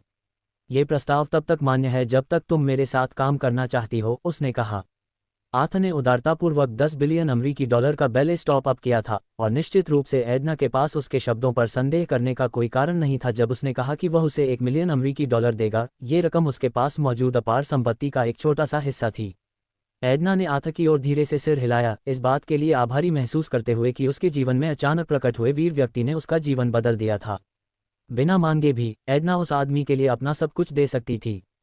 बधाई हो मेज़बान, आपने बहुत सच्चे दिल से एक अच्छा काम किया है। आपने एक युवा लड़की को निराशा की स्थिति से बचाया है, उसे एक नई उम्मीद प्रदान की है। एडना रॉस, वह एक दयालु लड़की है जो अपने परिवार का समर्थन करने के लिए कड़ी मेहनत करती है और एक बहुत ही स्वतंत्र व्यक्ति भी है। इसके लिए सिस्टम आपको 10 वीआईपी अंक देगा। बधाई हो, आपको एक साथी मिल गया है। Edna Ross 22-55%। हम, आथ ने अपनी आंखें सिकोड़ते हुए कहा, क्योंकि वह अपने सामने मौजूद जानकारी का अध्ययन कर रहा था। वह अचानक मेरी पार्टनर क्यों बन गई? और क्या नंबर 22 का मतलब एडना की उम्र है? और क्या 55% मेरे लिए उसकी भावनाओं का प्रतिशत है? दिलचस्प, मैं वास्तव में इसका उपयोग ये पता लगाने के लिए कर सकता हूं कि मैं किस पर भरोसा कर सकता हूं और किस पर नहीं। उसने संतोष में सिर हिलाया क्योंकि वह निहितार्थों पर विचार कर रहा था। अध्याय 7, एक विजयी संयोजन। होस्ट आथ गार्डनर। शेष 99 खरब 89 अरब 99 करोड़ 49,99,995 अमेरिकी डॉलर। शरीर 20, कमजोर दिमाग 35। अच्छा, वीआईपी अंक 10। कौशल, नए कौशल को अनलॉक करने के लिए वीआईपी अंक की आवश्यकता है। भागीदार एक एडना रॉस 22-65%। सिस्टम टिप्पणी, आप जीवन का आनंद लेना समझने लगे हैं और आप अपनी पहली लड़की को बचाने में भी कामयाब रहे। तुम एक सामान्य आदमी की तरह व्यवहार करते हो, भले ही तुम अभी भी कुंवारी हो। ऐसा लगता है कि तुम सच में महिलाओं में दिलचस्पी रखते हो, है ना? क्या बकवास है, आथ ने अविश्वास में कहा, स्क्रीन पर प्रदर्शित टिप्पणियों को घूरते हुए। किसी भी अन्य पुरुष की तरह आथ को धन, प्रसिद्धि और महिलाओं की इच्छा थी। यह एक सामान्य महत्वाकांक्षा थी। वह जीवन में जो कुछ भी चाहता था उसे पाने के लिए दृढ़ था। इस उद्देश्य से उसने एडना को अपने सहायक के रूप में चुना था। उसे किसी ऐसे व्यक्ति की आवश्यकता थी जिस पर वह भरोसा कर सके और निर्भर हो सके। आथ ने देखा कि खाते में उसका कुल शेष राशि सिस्टम में दिखाई दे रही थी, साथ ही उसके साथी का नाम भी। आश्चर्यचकित होकर उसने देखा कि एडना का प्रतिशत कुछ ही मिनटों में 55% से 65% तक बढ़ गया था। आथ ने 10 वीआईपी अंक अर्जित किए, लेकिन उसने इस पर ज्यादा ध्यान नहीं दिया, इसके बजाय अन्य चीजों पर ध्यान केंद्रित करना पसंद किया। आथ एडना की उपस्थिति से हैरान था, लेकिन अपने बॉस से मिलने वाले कठोर व्यवहार के बावजूद उसकी अच्छी तरह से काम करने की क्षमता से भी। इसने उनके बीच एक संबंध स्थापित किया और आथ को उसे और भी अधिक भर्ती करने के लिए प्रेरित किया। एडना, उसने कहा, मैं जल्द ही तुम्हें एक बड़ा काम सौंपने जा रहा हूं, इसलिए सुनिश्चित करो कि तुम तैयार हो। हालांकि चिंता मत करो, अगर यह बहुत मुश्किल लगता है तो तुम जितनी मदद चाहो ले सकते हो। मैं बस इतना चाहता हूं कि तुम मेरी मुख्य सहायक बनो और मेरी ज़रूरतों को समझो और उन्हें पूरा करो। आथ ये सुनिश्चित करना चाहता था कि एडना अपनी भूमिका को समझे। वह जानती थी कि व्यवसाय कैसे काम करता है और उसे उम्मीद थी कि अगर आथ इसे खरीदता है तो वह व्यवसाय को प्रबंधित करने में उसकी मदद कर सकती है। मी गार्डनर, एडना ने उसे आश्वस्त किया, आपको चिंता करने की ज़रूरत नहीं है। मैं आपको निराश नहीं करूंगी। मैंने प्रबंधन लेखांकन के लिए स्कूल में पढ़ाई की है, इसलिए मैं प्रबंधन के क्षेत्र में काफ़ी जानकार हूँ। मैंने व्यवसाय में पाठ्यक्रम भी लिए हैं। आप अपनी ज़रूरत की ज़्यादातर चीज़ें करने के लिए मुझ पर भरोसा कर सकते हैं। मैं ये सुनिश्चित करूंगी कि आपको बोरी में बंद बिल्ली न खरीदनी पड़े। वह ये सुनिश्चित करना चाहती थी कि वह ये जान ले कि वह ईमानदारी से सेवा करने के लिए प्रतिबद्ध है। उसे और कहा कि उसे ऐसा अविश्वसनीय अवसर देने का उसे कभी पछतावा नहीं होगा।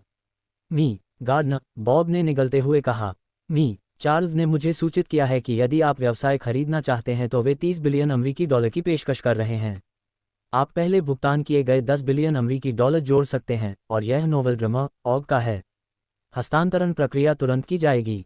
कुछ ही समय में ये सारा व्यवसाय आपका हो जाएगा। बॉब को लगा जैसे उसका जीवन खत्म हो गया है। उसने अभी अभी अपने सामने वाले व्यक्ति का अपमान किया था और अब वह सब कुछ खोने जा रहा था जिसके लिए उसने अपने पूरे जीवन में काम किया था। आर्थर ने सहमति में सिर हिलाया और जल्दी से लेन देन पूरा कर लिया, जिससे वह शेयरों का एकमात्र मालिक बन गया।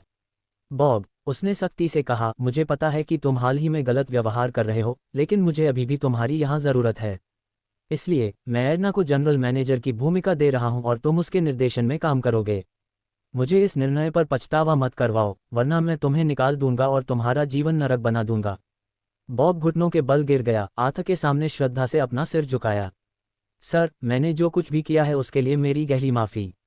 मुझे नहीं लगता कि मैं आपकी माफ़ी के लायक हूं, फिर भी मैं अपनी पूरी कोशिश करने की कसम खाता हूं, हर संभव तरीके से सुश्री एडना की मदद करने के लिए, उसने घोषणा की।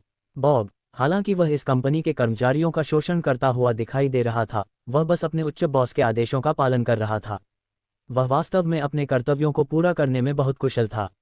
वह शर्मिंदा था कि एडना के लिए उसकी इच्छा ने उसे लापरवाही से काम करने के लिए प्रेरित किया था, लेकिन जब उसने अपने सामने दुर्जय व्यक्ति को देखा तो वह भावना गायब हो गई।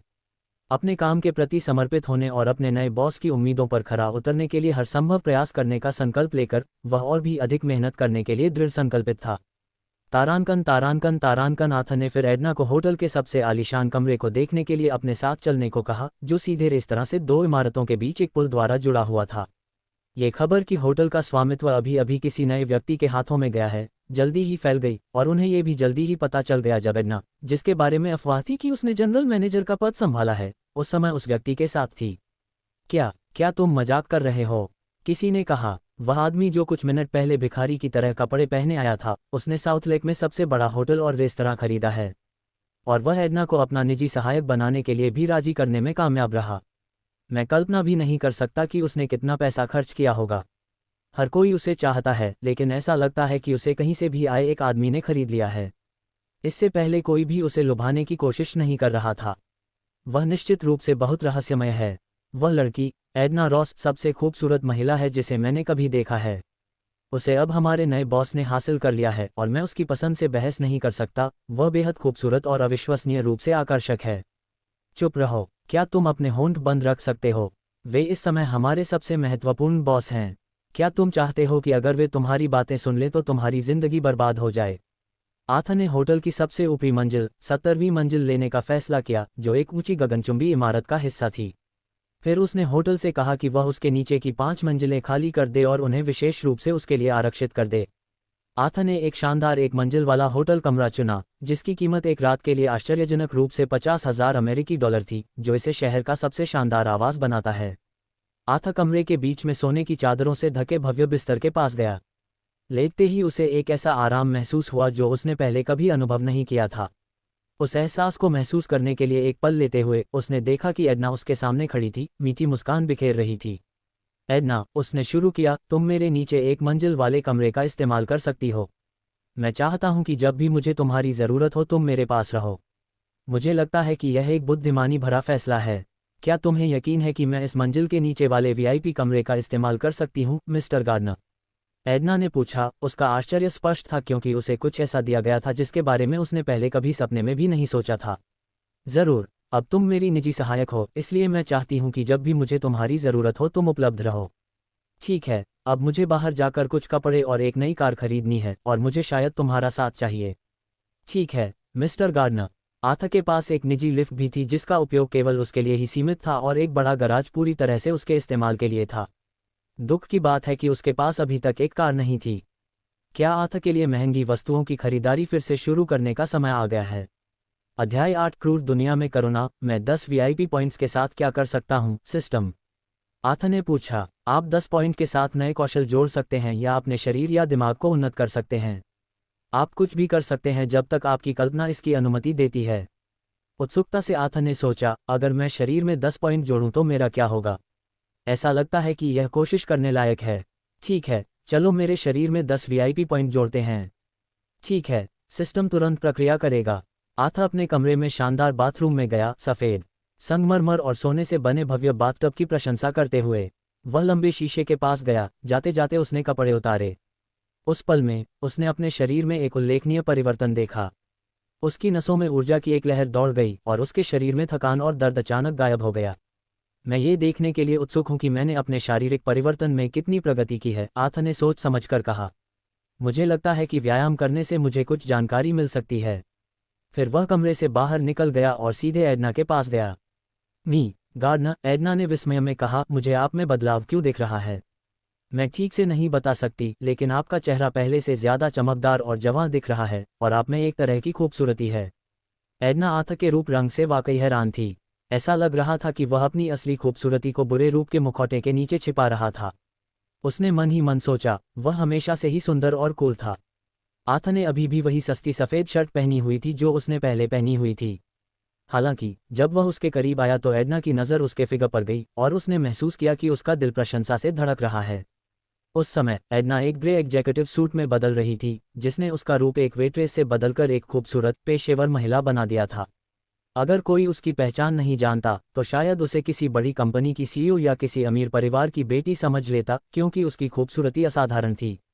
अपने लुक में थोड़े से बदलाव करके वह और भी खूबसूरत हो सकती थी। एडना, तुम बहुत खूबसूरत लग रही हो, आथ ने मुस्कुराते हुए कहा। मुझे माफ़ करना मिस्टर गार्डनर, उसने माफ़ी मांगते हुए कहा, ये सबसे महंगे कपड़े हैं जो मैं खरीद सकती थी। हालांकि मुझे लगा कि वे अभी भी बहुत सस्ते हैं। मुझे यकीन है कि कोई न कोई यह बता ही देगा कि इस बार मैंने जो कपड़े पहने हैं वे कितने सस्ते हैं। आथ ने फिर एडना का अकाउंट नंबर मांगा और बिना समय बर्बाद किए उसने वादा किए पैसे ट्रांसफ़र कर दिए। हे भगवान, एडना ने आश्चर्य से कहा, उसके हाथ उसके खुले मुंह को ढंक रहे थे। क्या तुम सच में मुझे इतने पैसे दे रहे हो मिस्टर गार्डनर, जबकि मैंने तुम्हारे लिए कुछ भी नहीं किया है? हाँ बिल्कुल, आथ ने आश्वस्त करते हुए जवाब दिया।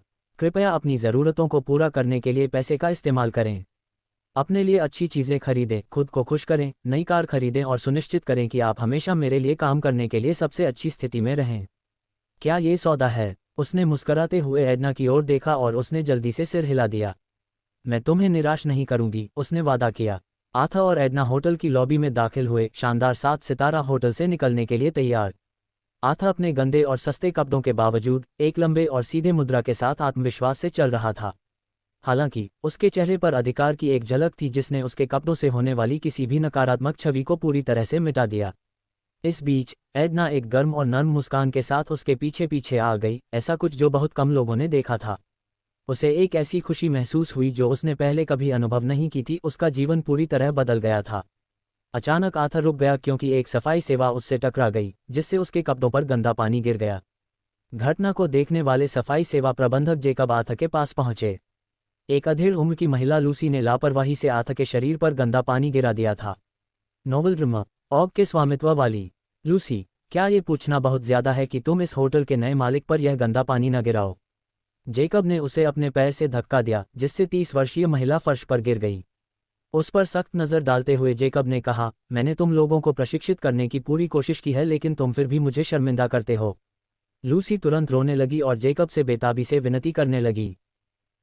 जेकब, मुझे बहुत खेद है, मैंने बहुत बड़ी गलती की है, लेकिन मैंने जानबूझकर ऐसा नहीं किया।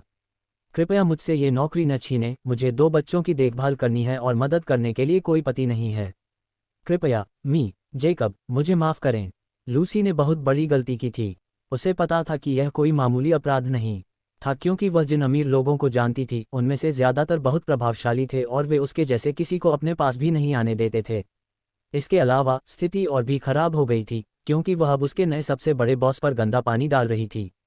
लूसी के पास कोई उम्मीद नहीं थी, उसकी ज़िंदगी बर्बाद होने के कगार पर थी, और अगर वह इस जगह से सुरक्षित नहीं बच पाई तो उसके 2 बच्चे भूख से मर सकते थे। लोग निश्चित रूप से उसका मजाक उड़ाएंगे और उसकी इस गलती के लिए उसे पीटेंगे। जेकब तब अपना शरीर झुकाकर खड़ा था और आथ के सामने सिर झुकाए खड़ा था। बॉस आथा, मैं माफ़ी चाहता हूँ, मैं तुरंत आपके लिए कपड़े बदल दूंगा। और मैं इस महिला को यहाँ से जाने देने का वादा करता हूँ और मैं ये सुनिश्चित करने का प्रयास करूंगा कि ऐसी घटना फिर कभी ना हो। जेकब अपने नए बॉस के सामने जितना संभव हो सके उतना विनम्र और सम्मानजनक बनने की कोशिश कर रहा था, इस उम्मीद में कि इसे उसे बेहतर नौकरी के अवसर और बेहतर वित्तीय संभावनाएं मिलेंगी। आथा तब लूसी के पास झुका और उसके कंधे पर थपथपाया। सुश्री लूसी, क्या आप अभी भी यह नौकरी चाहती हैं? आथा के सवाल से लूसी अचंभित रह गई, उसका शरीर कांप रहा था। बॉस, कृपया इस महिला को न छुएं, आपके हाथ संक्रमित हो सकते हैं, जेकब ने घबराहट में चिल्लाया। मुझे बताओ सुश्री लूसी, क्या आप अभी भी यह नौकरी चाहती हैं?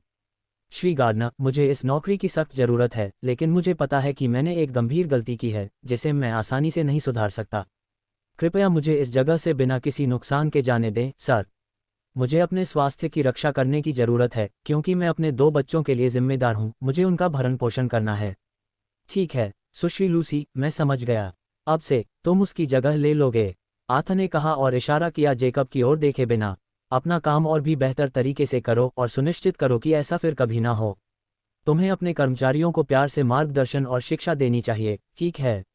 आथा अचानक उठ खड़ा हुआ, जेकब की ओर बिना देखे ही आगे निकल गया।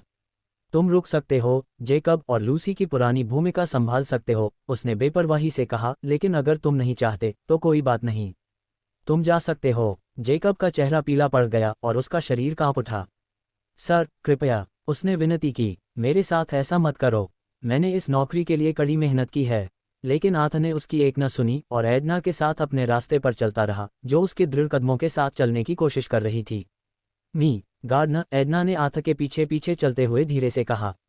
मैंने सुना है कि मी जेकब अक्सर अपने सदस्यों पर अपना अधिकार जताते हैं, उन्हें और अधिक काम देते हैं और अगर वे यहाँ रहना चाहते हैं तो उनके वेतन में कटौती करते हैं। यह आपकी बहुत उदारता है कि आपने उन्हें अभी भी यहाँ काम करने दिया है। आथा ने उसकी ओर मुड़कर जवाब दिया, तुम सही कह रही हो एडना। जेकब बहुत सी ऐसी चीजें करता है जो निष्पक्षता को नहीं दर्शाती हैं, लेकिन मैं उसे खुद को साबित करने का एक मौका देने के लिए बाध्य महसूस करता हूँ। आइए आशा करते हैं कि वह इसे स्वीकार करे। किसी को उसकी नौकरी से निकालना इस शहर में सबसे कठिन कामों में से एक था, जीवन की आसमान छूती लागत और गुजारा करने की कम संभावनाओं को देखते हुए। मामले को बदतर बनाने के लिए यह उनके मनोबल पर एक अतिरिक्त झटका होगा। आथा उन्हें वापसी का एक मौका देना चाहता था, लेकिन इस बार सकारात्मक और रचनात्मक तरीके से। मुझे यकीन है कि अगर किसी व्यक्ति को पर्याप्त अवसर दिए जाएं तो वह बेहतर के लिए सुधार कर सकता है, आथा ने धीरे से कहा। वह उस एक गलती के बारे में गहराई से जानता था जिसे वह कभी माफ नहीं करेगा, विश्वासघात। लिंडा ने उसके साथ यही किया था। उसने आगे कहा, हम अपने अवसरों के साथ बहुत उदार नहीं हो सकते हैं, लेकिन मेरे लिए मैं जो एक अवसर दूंगा वह आखिरी मौका होगा जिसे किसी को वास्तव में संजोना चाहिए। बधाई हो मेजबान। Opening square bracket dot dot dot closing square bracket. आपने लूसी, एक अकेली मां को निराशा की स्थिति से बचाया है, उसे नई उम्मीद प्रदान की है। आपकी दयालुता और उदारता ने उसे दिखाया है कि यह किसी के जीवन में कितना अंतर ला सकता है। वह अपने बच्चों के लिए कड़ी मेहनत करती है और आपके इस कदम ने उसे एक उत्थानशील बढ़ावा दिया है। इसके लिए सिस्टम आपको 10 वीआईपी अंक से पुरस्कृत करेगा। आथा और एडना निर्दिष्ट पिकअप बिंदु पर चले गए, ये जानते हुए कि उनमें से किसी के पास कार नहीं थी। एडना ने समय से पहले एक टैक्सी आरक्षित कर ली थी। अध्याय 9, फिर से विश्वास करना सीखना। एडना ने सूटकेस से एक तौलिया लिया और आथा को उसके कपड़ों पर लगे दाग साफ करने में मदद करने की पेशकश की। मुझे आपकी मदद करने दें, सर, उसने कहा। उसने सिर हिलाया, उसे ऐसा करने की अनुमति दी। मैं आपके लिए कपड़े का एक जोड़ा लाया हूं, उसने सुझाव दिया। यह होगा बेहतर होगा कि आप ये पहन लें, क्योंकि आपकी शर्ट गीली है। यह आपके लिए आरामदायक नहीं होगा। उसने आथा की शर्ट पर से नमी सुखाने की कोशिश की, लेकिन ऐसा करने से कोई खास मदद नहीं मिली। आप जैसे अमीर व्यक्ति को हर परिस्थिति में बेदाग दिखना चाहिए, उसने कहा। फिर एडना ने एक सफ़ेद शर्ट और एक काला सूट जैकेट लिया और उन्हें आथा के पास रख दिया। क्या आपको कोई आपत्ति है अगर मैं यहाँ अपने कपड़े उतार दूं? उसने एडना की ओर एक संक्षिप्त नज़र डालते हुए पूछा। एडना ने जल्दी से अपना सिर हिलाया और आथा की ओर प्यार से मुस्कुराए। मुझे कोई आपत्ति नहीं है, सर। और तुम मेरे सामने भी नंगी थी जब तुम रेस्तरां में गर्म पानी से नहा रही थी, उसने कहा। क्या ये सच है? आथा ने स्थिति के बारे में सोचा। क्या मैंने अपनी शर्ट नहीं उतारी थी जब तुम बाहर गई थी, और मैं पूल में था जब तुम मेरे पास आई और मेरी पीठ को रगड़ने की पेशकश की? उसने पूछा। एडना ने अपनी आंखें फेर ली, उसके गाल लाल हो गए। जब तुम कपड़े उतार रही थी तब मैं तुम्हारे कमरे में ठोकर खाकर चली गई थी और शर्मिंदा महसूस करते हुए मैं जल्दी से वहां से चली गई। मैं माफ़ी चाहती हूँ, मास्टर। मुझे उम्मीद है कि मैंने आपका क्रोध नहीं भड़काया होगा। वास्तव में एडना ने आथा को केवल पीछे से देखा था, जो उसके लिए एक असाधारण घटना थी क्योंकि वह शायद ही कभी पुरुषों के साथ बातचीत करती थी। अपनी नज़र फिर से उठाते हुए एडना ने देखा कि आथा उसे देखकर मुस्कुरा रहा था। एडना ने अपना सिर नीचे किया और जब उसने वापस देखा तो आथा ने अपनी शर्ट उतार दी थी, जिससे उसका सुडौल शरीर दिखाई दे रहा था। वह उसकी अच्छी तरह से परिभाषित मांसपेशियों को देखकर हैरान रह गई, जिससे वह पहले की तुलना में और भी अधिक फिट लग रहा था। एडना ने मुश्किल से निगला क्योंकि वह उसकी सुंदरता की प्रशंसा करने से खुद को रोक नहीं पाए। उसे शर्मिंदा न करने की कोशिश करते हुए उसने अपनी नज़रें हटा लीं और कहा, मुझे कोई आपत्ति नहीं है अगर आप मुझे उस स्थिति में देखना चाहते हैं, मेरी गलती का बदला लेने के लिए, सर। यह आवश्यक नहीं है, आथा ने एडना को आश्वस्त किया। धीरे से उसके कंधे को थपथपाते हुए उसने अपने कपड़े वापस पहने। याद रखें, मैं आपको अपना सहायक बनने के लिए भुगतान कर रहा हूं, इसलिए मैं आपसे कभी भी अनुचित या शोषणकारी कुछ भी करने की उम्मीद नहीं करूंगा। आथा ने उसकी आंखों में देखा, जो नर्म और कोमल थी, बेदाग। उसकी नाजुक त्वचा, सुंदर विशेषताएं और दयालु व्यवहार सुंदरता बिखेरते थे। उसकी शारीरिक सुंदरता के अलावा उसकी शालीन वाणी, आकर्षक आवाज और दूसरों के लिए विचार उसे और भी आकर्षक बनाते थे। एडना ने धीरे से सिर हिलाया। आथा की नज़र मिलते ही उसकी धड़कनें तेज हो गईं। उसने महसूस किया कि उसका दिल पहली बार पिघल रहा था और वह उसके लिए कुछ भी त्यागने को तैयार थी। मैं वास्तव में पुरुषों से खुद को बचाने की आपकी इच्छा और दूसरों में सर्वश्रेष्ठ लाने की आपकी क्षमता की सराहना करती हूँ। आपने इतने कम समय में मेरा भरोसा जीत लिया है। मैं बस आपको ये बताना चाहता हूँ कि मैं आशा करता हूँ कि आप इसी तरह बने रहेंगे। वही, कोई ऐसा व्यक्ति जिसकी बहुत से लोग प्रशंसा करते हैं लेकिन वह विनम्र और सम्मानीय बना रहता है। आथा ने धीरे से कहा। एडना आथा की ईमानदारी को समझ सकती थी। उसने उसका सम्मान करना चुना, भले ही उसके पास उसका फायदा उठाने के अवसर हों। मी गार्डनर, एडना ने कहा, उसकी ईमानदारी स्पष्ट थी क्योंकि उसने उसके लिए अपनी प्रशंसा व्यक्त की। आपने मुझे जो प्रशंसा और विश्वास दिखाया है, उसके लिए धन्यवाद। मैं शब्दों में यह वर्णन नहीं कर पा रही हूँ कि मैं आपको कितना सही मानती हूँ। मैं आपके अच्छे स्वास्थ्य और सौभाग्य की कामना करता हूँ और मैं वादा करता हूँ कि मैं आपको किसी भी तरह से निराश नहीं करूँगा। उसकी आवाज़ में उसके लिए प्रशंसा साफ झलक रही थी। मैं वास्तव में आपकी प्रशंसा करता हूँ। एडना का आपके प्रति आकर्षण 75% तक पहुँच गया है। इस बिंदु पर वह आपको बिना किसी हिचकिचाहट के कुछ भी देने के लिए तैयार है। सिस्टम टिप्पणी, आप एक कुशल संचालक होंगे। अगर आप जीवन भर कुंवारी रही हैं तो आपने ऐसी तकनीकें कैसे सीखीं? क्या बकवास है, सिस्टम। आथा ने अपने दिमाग के अंदर सिस्टम को कोसा।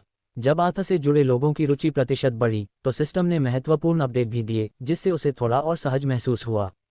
अब वह बेहतर ढंग से समझ सकता था कि कोई वास्तव में उसमें रुचि रखता है, खासकर लिंडा के साथ अनुभव के बाद। उसने अचानक माको को चुना था, जबकि वह पहले से ही आथा से सगाई कर चुकी थी।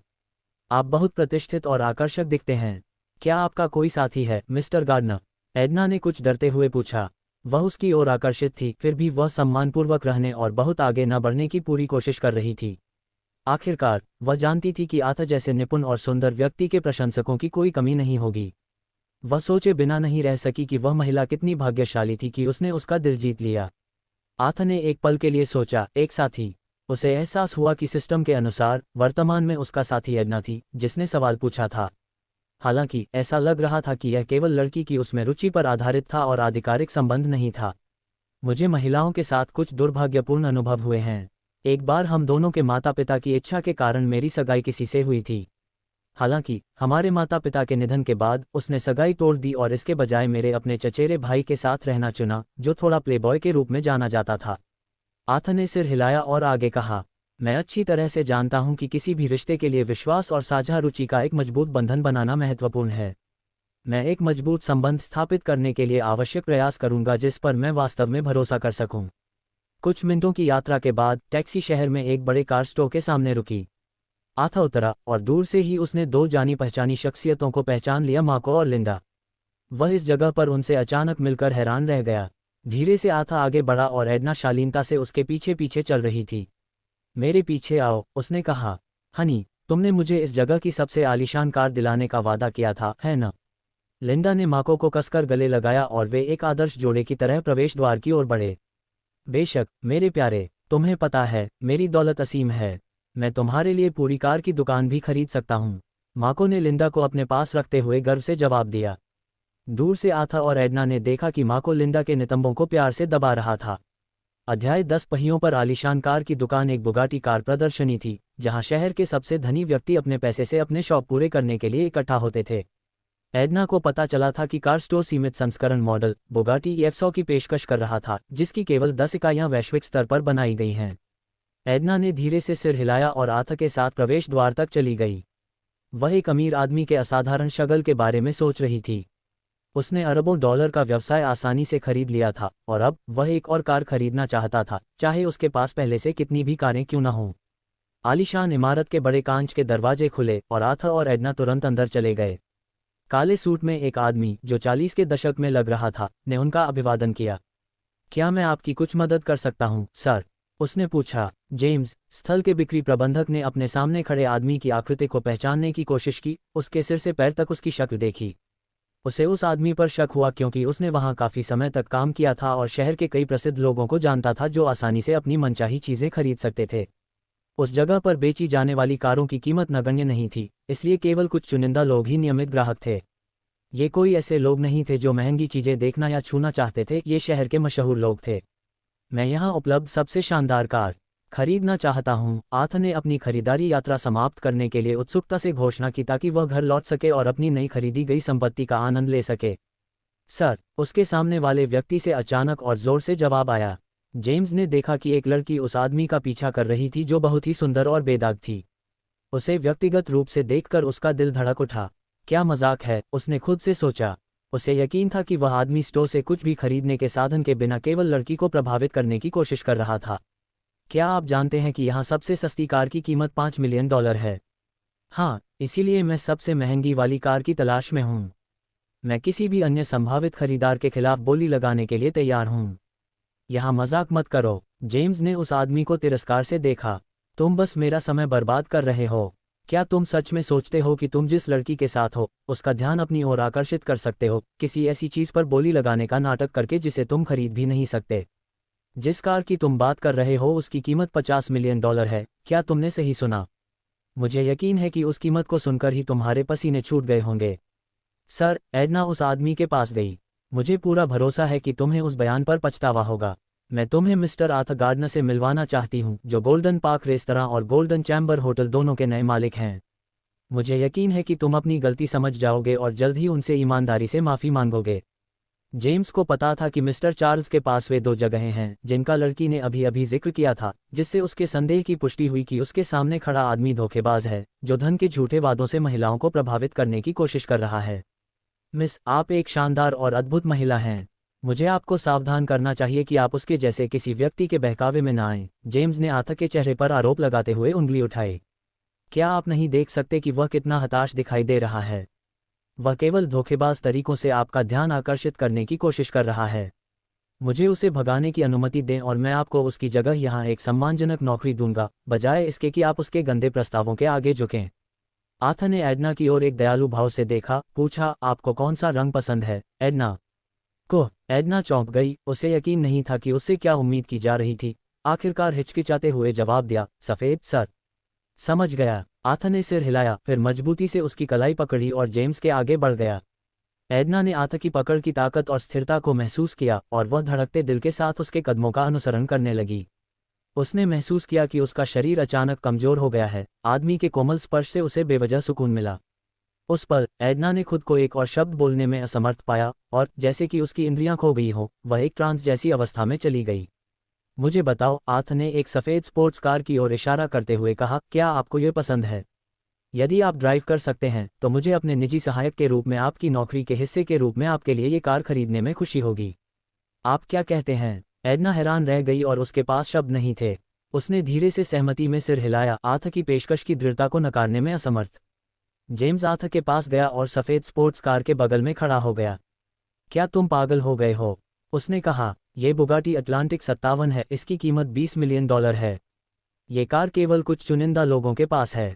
इसका मालिकाना हक नोवेल ड्रीमर ऑग के पास है, सिर्फ इसके आनंद के लिए। और तुम पहले व्यक्ति हो जिनसे मैं मिला हूं जो इसे इतनी दूर ले गए हो। बेहतर होगा कि तुम यहाँ से चले जाओ और उस लड़की को अकेला छोड़ दो। मैंने देखा कि तुमने उसका हाथ छुआ, यह एक तरह का दुर्व्यवहार है।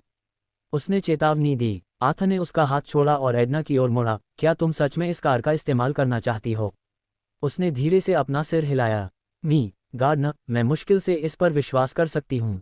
मैंने अभी अभी आपके लिए काम करना शुरू किया है और मुझे लगता है कि मैंने अभी तक अपनी योग्यता का प्रदर्शन नहीं किया है। ये कीमत बहुत ज़्यादा है। मुझे कभी इस तरह की चीज़ के मालिक होने का सपना भी नहीं देखा। मुझे बस हाँ या ना में जवाब चाहिए, आथ ने कहा। किसी और चीज़ की चिंता मत करो। एडना ने आथ की ओर प्यार और गर्मजोशी से मुस्कुराए। अगर तुम यही चाहते हो तो मुझे तुम्हारा तोहफा स्वीकार करने में कोई आपत्ति नहीं है। गार्डनर, उसने जवाब दिया। मुझे मुश्किल से इस पर विश्वास हो रहा है, लेकिन मुझे यकीन है कि तुम सच्चे हो, इसलिए मेरे पास मना करने का कोई कारण नहीं है। क्या बकवास है, जेम्स ने गुस्से से आथ की ओर इशारा करते हुए कहा। तुम बहुत आगे जा रहे हो। तुम एक बेवकूफ़ की तरह व्यवहार कर रहे हो। अगर तुम मेरी चेतावनी पर ध्यान नहीं दोगे तो मैं सुरक्षा गार्ड को बुलाऊंगा और तुम्हें अभी यहाँ से बाहर निकलवा दूंगा। हालांकि आथ बेफिक्र रहा।